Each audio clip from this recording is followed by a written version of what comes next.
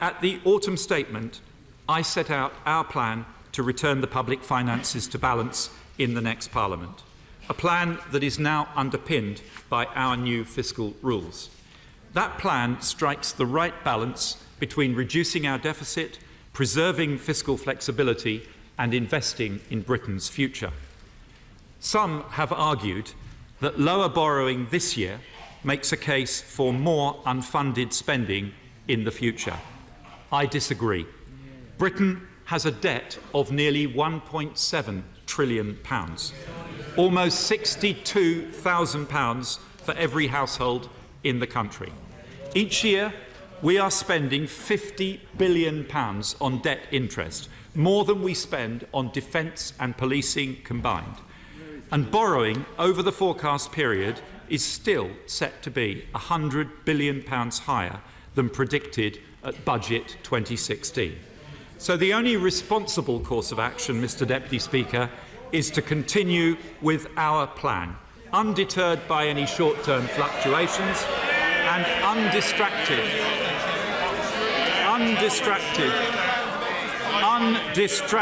by the reckless policies advanced by the opposition. Because, Mr. Deputy Speaker, we on this side will not saddle our children with ever-increasing debt.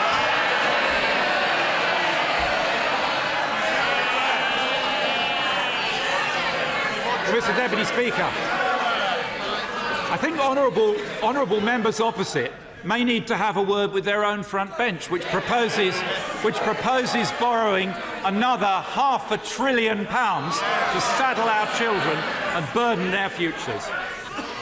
So, Mr. Deputy Speaker, the budget I set out today will again fund all additional spending decisions over the forecast period.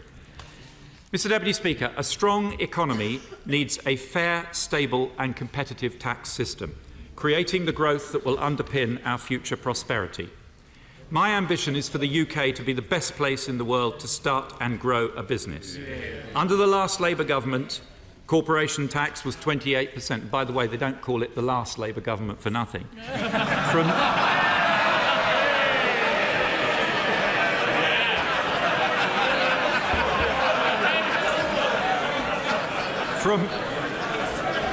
From April this year, it will fall to 19%, the lowest rate in the G20. In 2020, it will fall again to 17%, sending the clearest possible signal that Britain is open for business. And Mr. Deputy Speaker, I am listening to the voice of business. As I committed at the autumn statement, we've reviewed with business our R&D tax credit regime. The one place where I'm not going to hear the voice of business, Mr. Deputy Speaker, is from the benches opposite.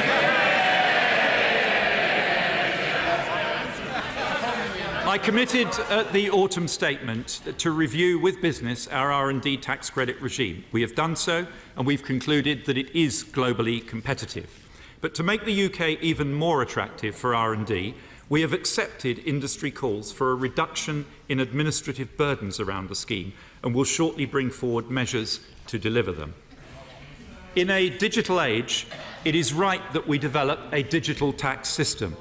But in response to concerns about the timetable expressed by business organisations and by several of my right honourable friends, including the chairman of the Treasury Select Committee, I have decided that for businesses with turnover below the VAT registration threshold, I will delay by 1 year the introduction of quarterly reporting at a cost to the Exchequer of £280 million.